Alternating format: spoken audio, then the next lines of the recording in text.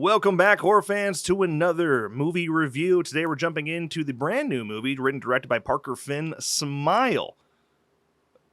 How long? You did a pretty good job of being creepy, because I didn't think you could smile. you're just gonna fucking kill yourself right here. So Smile, you probably haven't been able to avoid it at this point. A very strong marketing campaign.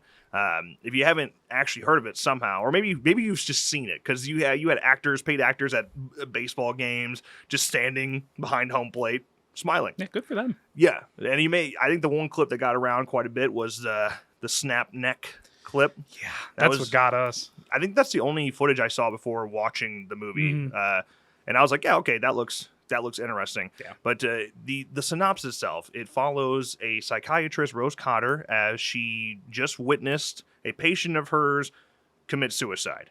And it seems like there might be more to the story, a passing of some sort of curse that is making people kill themselves. And she's now terrified. Yeah. Yeah, these people are seeing people they know, complete strangers, people that have died, as very real visions. Well, they say they're visions, but they're real. That's what the visions always tell them. Yeah, and only they can see it, which is why people think you're just going nuts, which is why a psychiatrist got involved in the first place. Yes. So, yeah, that'll happen to you. And so this movie fits into I don't want to say a specific subgenre of horror, but it does in my head. Yeah. Like there's I don't know what you'd call it, but I would call it the teen jump scare genre.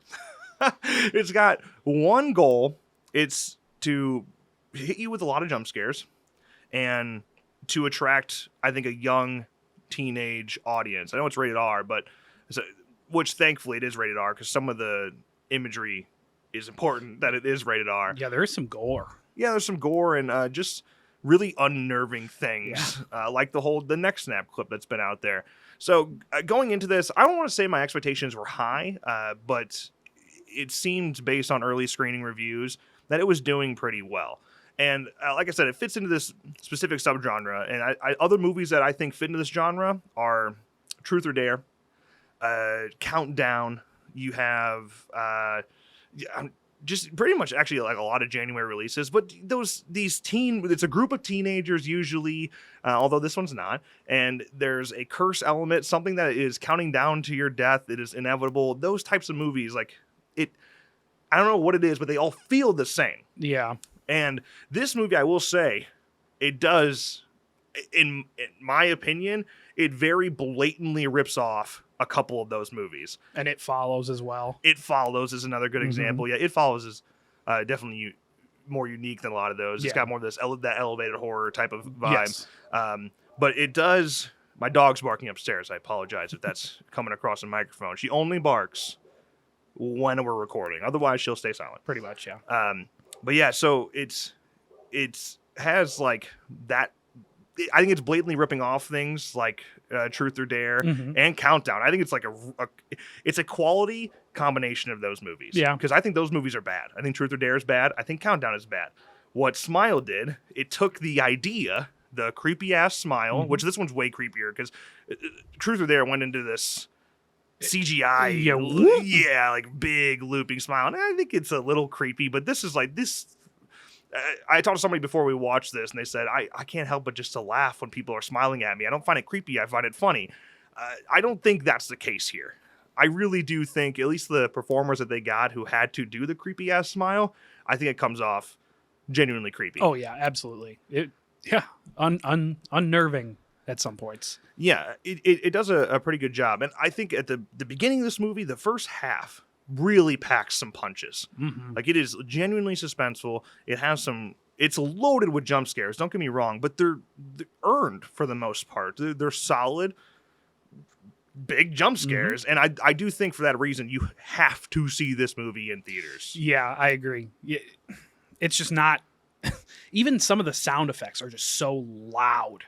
Yeah. In transition, it almost feels like a mistake. I was jumping. I was like getting startled with just like somebody talking out of nowhere. Yeah.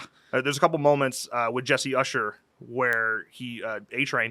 Of course, A-Train's in the movie. That's big. That's big if you're a Boys fan. He he has a couple moments where he just like jumps in the middle of a suspenseful moment and he's just talking. And there's no music. He just talks, but it's still big enough to catch you off guard if you're in a quality enough theater. So there's a handful of those moments where nothing really big hits you. I wouldn't call it a false jump scare because it's not. It's not like a fucking cat jumping out and you're getting wrecked with music. It's so sudden and you're already very in a suspenseful moment that it still catches you off guard. I mean, it kind of brings to the point, we're supposed to believe that our main character's going crazy. Yeah. So it's kind of putting you in that, like, looking around, waiting for something to just come at you that's not actually scary. Yeah. So I get that. That worked really well. Yeah, and you actually kind of touched on a point that I think this movie may have missed out on, and it was using the background to pull off even more scares. Yeah. Because I was checking. Like, I was actively checking, and I don't do that in a lot of horror movies. I was actively looking in the background to see if I just see someone grinning back there. And it never happened. Nope. So, which I guess based on what this creature thing is, it makes sense that they would only make themselves present if being seen by our main character. Yeah. I understand it, but I just think you could have had a lot of fun if if you don't see it, it doesn't change the movie. But if you do see it, it'll stick with you a little bit more. It's kind of like The Haunting of Hill House. Yep, exactly. I mean, the amount of ghosts that you can just see in the background in The Haunting of Hill House, it's insane. Hundreds. Yeah. And I like, one of the fun parts of this movie is there's never a time, it's kind of like a Nightmare on Elm Street, the good Nightmare on Elm Street movies, where you're not sure if they're in a dream or not. Mm-hmm. There's a lot of moments where you're not sure if Dr. Cotter is actually talking to a real person or not. You're not sure. So I think that the idea that something's always watching, it could always be there, they could have played the background more and created this unnerving thing. But yeah, because of the types of scares they're pulling, this big jump scare environment, I really think that you need to see it in theaters. I think it is worth your time and money to see it in theaters. It is, although it fits into a subgenre that I think is a pretty weak one. It's hitting a very specific target audience. You want that young people just to get scared for a moment and go tell their friends, it was the scariest thing I've ever seen in my life. That kind of thing. It is the best I've seen in that subgenre, I think. Yeah. Unless you're including It Follows. It Follows I do love. Yeah, absolutely. But yeah, if you sit and you hate things like Truth or Dare and you hate things like Countdown, I think this is still worth it. It's got those types of scares, but it has a compelling story, has the main character you actually like, and I would say you're rooting for, played by Sosie Bacon, Kevin Bacon's daughter.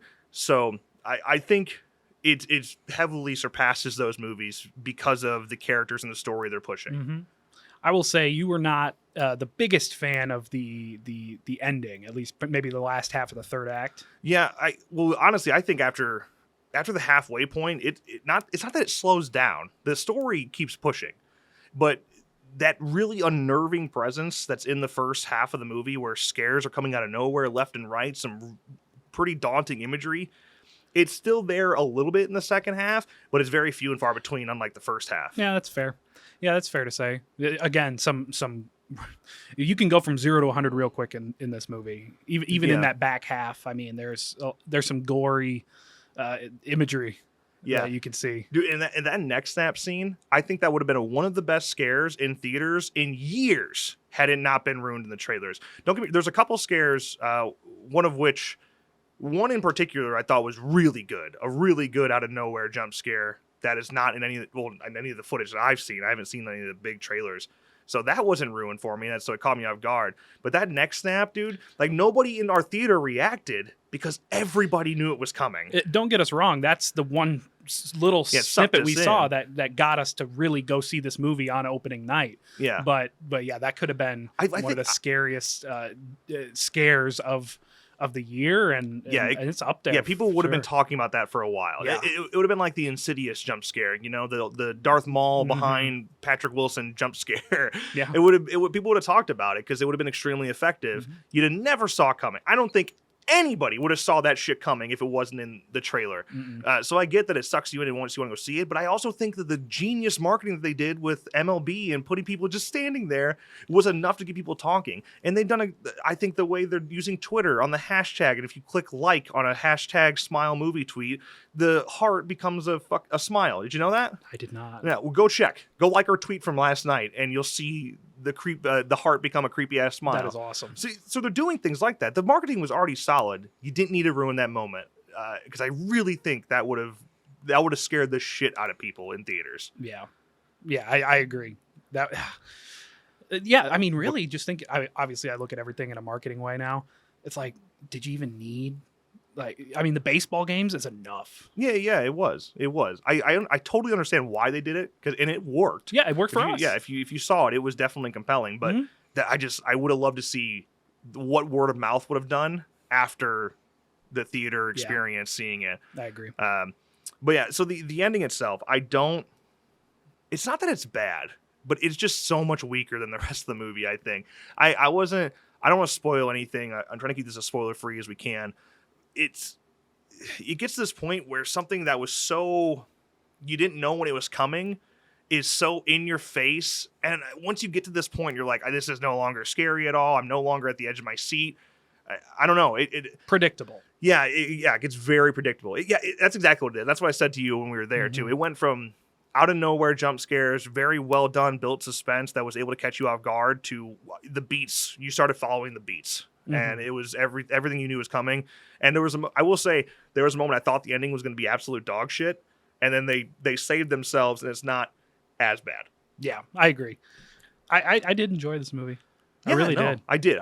I certainly think it's worth your time and money to go check it out in theaters. I don't think it's going to be a classic by any means. Something you hang out and maybe watch every Halloween season or something like that. It could fit into your October playlist. Yeah. But it's got a 6.8 out of 10 on IMDb. It's got a 78 critic score on Rotten Tomatoes and an 82 on audience. So right there, right? Yeah, I think about equal. I think a 6.8 IMDb is pretty fair. Absolutely. Yeah, like 6.5 out of 10 I think is a pretty fair score. It's not going to be a horror classic. It's not a game changer for the genre, but it does have some really unnerving moments, and the first half is, I think, excellent. And while it does fade off some in that second half, it's still it brings more hits than a lot of the genre does. Yeah, it's definitely at the top of all the movies that came out this year. It's definitely up there in the top echelon, if you will. Yeah. So Smile, not bad. And since this is only Parker Finn's third time directing, I mean, keep her coming. And since he wrote it as well, I mean, just keep him coming. No sequel. No. We said it. We just did a review for Barbarian that comes out on Wednesday for Make It With Counter podcast. I said it there. Sequel's not necessary on these types of movies. Just let it go, and especially because there's nowhere beyond you could establish what this curse thing is more. You could prequel it, I guess, but I wouldn't even do that. Like once you explain it, it's going to take away from. I promise. I'm actually kind of glad we never got an explanation really in Smile. Just kind of let it go. We don't need it. Just it's scarier that way. Yeah. Just evil is evil sometimes. Yeah. But yeah, that is our thoughts on Smile. If you have seen it, let us know yours in the comments below. And if you haven't seen it, I do recommend it. Go give her a chance. It'll certainly fit well into your October schedule this year, I would say. Anything else? No, I don't think so. If you like movie reviews, become a member. We got our horror-a-thon going on right now exclusively for members. Yeah, well, starting tomorrow.